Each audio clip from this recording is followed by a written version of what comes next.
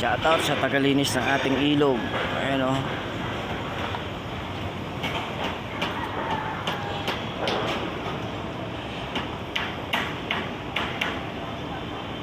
Dahil sa kanila nalilinisan yung ating ilog.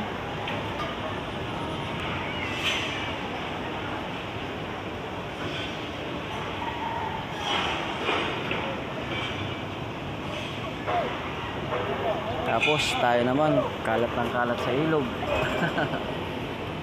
Kawawa naman.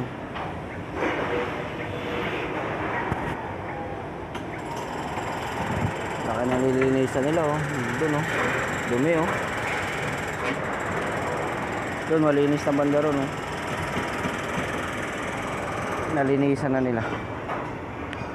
Saka nila tinatapon niya. Isang loading natin nagpahinga na.